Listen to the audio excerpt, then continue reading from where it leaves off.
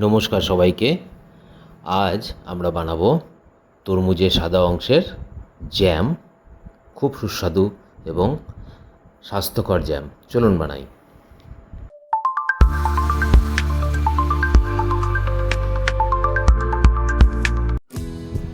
তরমুজের জ্যাম করতে আমরা নিয়েছি তরমুজের সাদা অংশটি, যেটা আমরা লাল অংশ ফেলে দেওয়ার পর খাই, আর নিয়েছি খেজুর। আমরা অন্য কোনো মিষ্টি দেবো না, আমরা খেজুর দেবো। আমরা নেব হচ্ছে যতখানি আমরা তরমুজের ছাল নেব, সাদা ছাল, তার থেকে বেশি 1.5 গুণ বা 2 গুণ খেজুর নেব। এবং এই খেজুর আমরা বীজ ছাড়িয়ে নিয়েছি এবং একটু ধুয়েও নিয়েছি, এবং তারপরে একটু জল দিয়ে আমরা কিছুক্ষণ ভিজিয়ে রাখবো। আপনাদের যদি ভালো মিক্সি থাকে শক্তিশালী, তাহলে কিছুক্ষণ ভিজিয়ে রাখলেই হবে, 1 ঘন্টা মতন। আর যদি না হয় তাহলে সারা রাত ভিজিয়ে রাখবেন, তাহলে নরম হবে। কারণ এটাকে আমরা পেস্ট করবো পরে। আর এই দেখুন, আমরা তরমুজের ছালগুলোকে ছাড়িয়ে নিয়েছি, ছাড়িয়ে নিয়ে টুকরো টুকরো করে কেটে নিয়েছি। এবং এই পর্যায়ে আমরা সেই তরমুজের সাদা ছালগুলোকে, যেগুলো টুকরো টুকরো আমরা কেটে নিয়েছি, এগুলো খুব শক্ত হয়, দেখতে এরকম নরম মনে হয়। এগুলোকে আমরা গরম জলে সেদ্ধ করব, বেশ অনেকক্ষণ সেদ্ধ করব, মিনিমাম 25 থেকে 30 মিনিট, নাহলে এগুলো সেদ্ধ হয় না। তারপরে জল ফেলে দিয়ে আমরা পরবর্তী কাজগুলো করব। তো এটা আমরা সেদ্ধ করতে দিয়ে দিলাম। এই তরমুজের ছাল অত্যন্ত উপকারী, আমরা আগের ভিডিওতে বলেছি। আপনারা সমস্ত কাজেই যেভাবে খুশি এটাকে ইউজ করতে পারেন। আমরা ঢেকে দিলাম একটু। তো এর কোনো নিজস্ব স্বাদ থাকে না, তাই আপনারা মিষ্টি বা ঝাল যে কোনো সবজি বানাতে পারেন, আমরা সবজিও বানাতে পারেন এটা দিয়ে। এবার দেখুন, আমরা ওই সেদ্ধ করতে বসিয়ে দিয়ে এই যে ভিজে গেছে আমাদের খেজুর, এই খেজুর আমরা পুরো মিক্সিতে দিয়ে পেস্ট করে নেবো। একটু জল দিয়ে নেবেন, না তো ভালো পেস্ট হবে না, আটকে যাবে। আমরা এবার এটাকে পেস্ট করে নেবো। দেখুন, পেস্ট করে নিয়েছি। পেস্ট করে নিয়ে এরকম থিকনেস হবে, একটু কম বেশি থাকলে কোনো অসুবিধে নেই। এবার এই খেজুরের পেস্ট আমরা একটি পাত্রে ঢেলে রাখবো। এটা খুব সুস্বাদু এবং বাচ্চারা তো অত্যন্ত স্বাদের সঙ্গে খাবে। দেখুন, আমাদের পেস্ট হয়ে গেছে এবং একটা পাত্রে ঢেলে নিয়েছি। যেটা বলছিলাম যে বাচ্চাদের জন্য এটা অত্যন্ত সুস্বাদু। এবং এবার দেখুন, আমরা এখানে আরও কয়েকটা জিনিস দেবো। সেটা হচ্ছে যে আমরা একটুখানি মশলা দেবো। আমরা দেবো একটুখানি গুঁড়ো, দালচিনির গুঁড়ো, আর দেবো আমরা আদার গুঁড়ো, শুকনো আদার গুঁড়ো। আর যে মশলা আমরা কথা বললাম প্রথমে, সেই মশলাতে আমরা দিয়েছি গোলমরিচ, লবঙ্গ, এসব দিয়ে আমরা মৌরি আমরা রোস্ট করে গুঁড়ো করে মশলা বানিয়ে নিয়েছি। অল্পই সামান্য লাগবে। তো ইতিমধ্যে আমাদের 30 মিনিট প্রায় হয়ে গেছে। আমরা এবার ঢাকনা খুলে দেখব যে এই তরমুজের কী অবস্থা। তো মোটামুটি হয়ে গেছে। আমরা এটাকেও জল বাদ দিয়ে একটি পাত্রে নিয়ে নেব।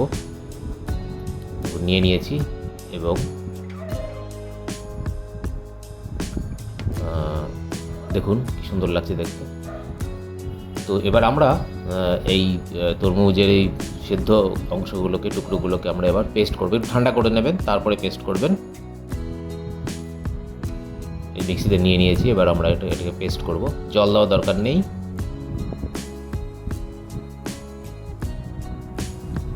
পেস্ট হয়ে গেছে, দেখুন কীরকম থিকনেস।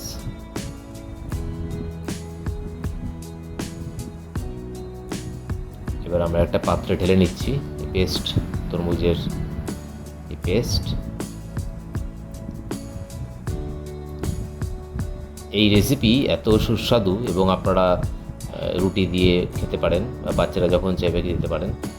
অত্যন্ত সুস্বাদু, এমনিও খেতে পারেন। খুব উপকারী, দারুণ উপকারী। কারণ এই তরমুজের এই সাদা অংশের মধ্যে প্রচুর পরিমাণে fibre, antioxidant, vitamin A, C এবং ভিটামিন B16 থাকে। এবার আমরা আসল যে আমাদের ধাপ, যে পর্যায়ে, সেটা আমরা করব জ্যাম তৈরি। আমরা একটা আভেনে একটা কড়াই নিয়ে নিয়েছি এবং তাতে আমরা একটু গরম করে তারপরে আমরা ওখানে এই পেস্ট দিয়ে দেবো তরমুজের। পেস্ট দিয়ে দিয়েছি আমরা, এবং এটাকে আমরা এখন সাঁতলাবো বা নাড়তে থাকবো। এটাকে আপনারা অল্প আঁচে করতে পারেন, বেশি খুব আঁচে করলে একটু সমস্যা হতে পারে। অল্প আঁচেই করবেন, একটু সময় লাগবে, খুব বেশি নাও, একটু সময় লাগবে। তবে একটা জিনিস মাথায় রাখবেন, তরমুজের এই ছালের যত রেসিপি আপনারা করবেন আগে কিন্তু অবশ্যই 20-25 মিনিট সেদ্ধ করে নেবেন, নাহলে কিন্তু একটা আলাদা স্মেল আসবে বা সেদ্ধও হবে না, আপনি করতে পারবেন না। তো দেখুন এরকম থিকনেস থাকবে। তো এইভাবে এটাকে আপনারা নাড়তে থাকবো। একটু গরম হয়ে যাওয়ার পর একটুখানি সাবধানে করবেন, কেন ছিটকে ছিটকে কড়াই থেকে বেরিয়ে আসে যখন একটা ফুটতে শুরু করে, তাই একটু সাবধানে করবেন। এইবার দেখুন প্রায় 5-7 মিনিট নেড়ে নেওয়ার পর কিছুটা যখন টেনে গেছে তরমুজের পেস্ট, আমরা এইবার খেজুরের পেস্ট পুরো দিয়ে দেবো।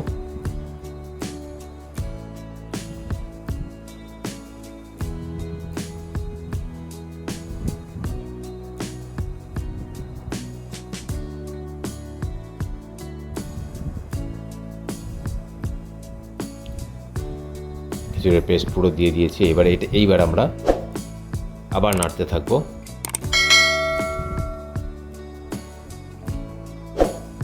আপনাদের মনে প্রশ্ন জাগতেই পারে খেজুরের পেস্ট আগে দেওয়া হলো না কেন? কারণ আগেও বলেছি তরমুজের এই সাদা অংশ খুব ভালো করে সেদ্ধ করতে হয়, সেদ্ধ হতে চায় না, তাই আমরা যতটা পেরেছি আগে সেদ্ধ করে নিয়েছি। তারপরে এইবার, কারণ বেশিক্ষণ খেজুর আপনি যদি নাড়েন তাহলে সেটি পুড়ে যাওয়ার সম্ভাবনা থাকে, অন্যরকম স্বাদ চলে আসবে, ভালো লাগবে না খেতে।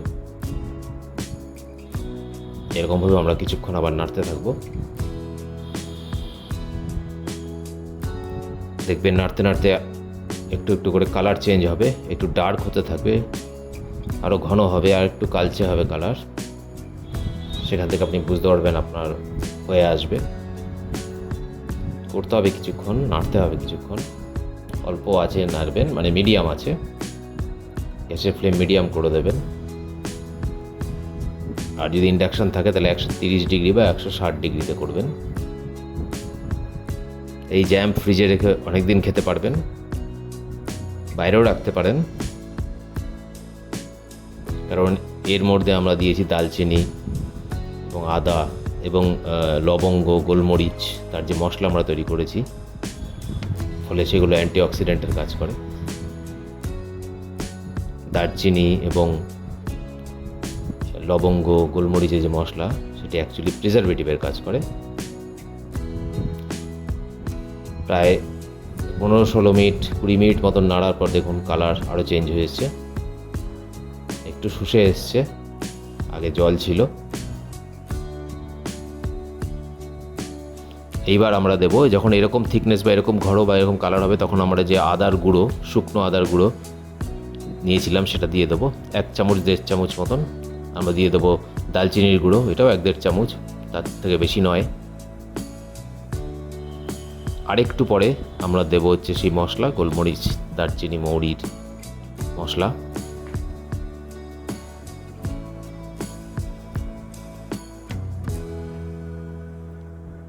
আদা দিয়েছি। আদা দেওয়ার কারণ হচ্ছে আদা জানেন আপনারা হজমে খুব সহায়তা করে, আদা খাওয়া অত্যন্ত ভালো, আদার অনেক গুণাগুণ রয়েছে।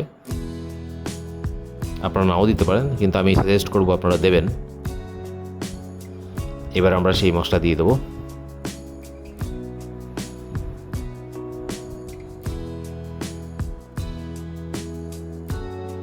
আমাদের এখানে আমরা প্রায় 400 গ্রাম মতন খেজুর নিয়েছি, 400 থেকে 450 গ্রাম। আর তরমুজের ছালের ওজন প্রায় ধরুন 300 গ্রাম।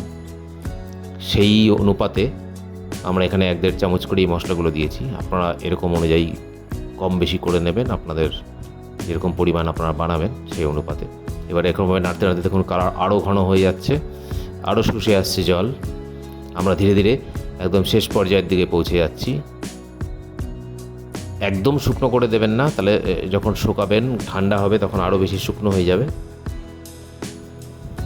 দেখুন বানানো কিন্তু একদম কঠিন নয়, একটু সময় লাগছে। এটা তো সামান্য, আমরা প্রতিদিনই কত সময় খরচ করে অন্যান্য খাবার বানাই, কিন্তু বাইরের জ্যাম খাবার থেকে প্রিজারভেটিভ দেওয়া, চিনি দেওয়া এবং আরও বিভিন্ন টাইপের কেমিক্যাল দেওয়া সেই জ্যাম, যেগুলো অরিজিনালও হয় না, আর্টিফিশিয়াল ফ্লেভার এবং কালার দেওয়া হয়, সেইগুলো বাচ্চাদেরকে খাইয়ে তাদের শরীর নষ্ট, তাদের ভবিষ্যৎ নষ্ট না করে আমরা এইভাবেই ঘরেই জ্যাম বানিয়ে নিতে পারি। দেখুন আমার হয়েই গেছে, আমরা গ্যাস আভেন বন্ধই করে দিয়েছি প্রায়। এই শেষের দিকে একটু বেশি নাড়তে হয়, না তো নিচে লেগে যাওয়ার সম্ভাবনা থাকে। আপনারা এই চ্যানেলে সমস্ত ইউনিক খাবার, হেলদি খাবার দেখতে পাচ্ছেন, তাই জন্য আপনাদেরকে রিকোয়েস্ট করব, আপনারা চ্যানেলটি যখন দেখবেন তখন অবশ্যই শেয়ার করবেন সবাইকে এবং সাবস্ক্রাইব করে রাখবেন এরকম ভিডিও পাওয়ার জন্য। যত বেশি পারবেন শেয়ার করবেন নিয়ার আপনাদের প্রিয়জনদের, কারণ তাতে আমাদের খুব উৎসাহ জাগে এবং নতুন নতুন আরও সুন্দর হেলদি রেসিপি বানাতে আমাদের আরও মনোবল বাড়ে।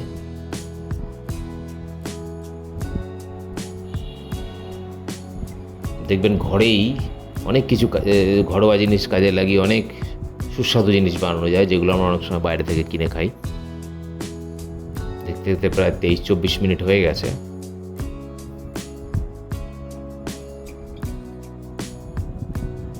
আমরা এই পর্যায়ে একটুখানি 2 থেকে 3টে এলাচ একটু গুঁড়ো করে দিয়ে দিলাম। আপনারা আরও 2-1 পিস বেশি দিতে পারেন, আমরা 2-3টেই দিয়েছি, সুন্দর গন্ধ আসবে। আমাদের হয়ে গেছে, আমরা এবার আভেন বন্ধ করে দিয়ে নামিয়ে নিয়েছি। এবার আমরা এটাকে ঠান্ডা করব। ঠান্ডা করে তারপরে আপনারা যে কোনো, আমাদের জ্যাম তৈরি, আপনারা এটাকে দেখুন, আমাদের জ্যাম কী সুন্দর তৈরি হয়ে গেছে। এটাকে আপনারা কাচের শিশিতে ভরে ফ্রিজে বা এমনিও রেখে দিতে পারেন এবং অনেকদিন ধরে খেতে পারবেন। দেখুন কী সুন্দর জ্যাম, দেখলেই খেতে ইচ্ছে করবে এবং খেতেও অত্যন্ত সুস্বাদু, বাচ্চারাও ভালোবাসবে এবং সবথেকে বড় কথা, এটা খুব উপকারী। ভিডিওটি দেখার জন্য ধন্যবাদ।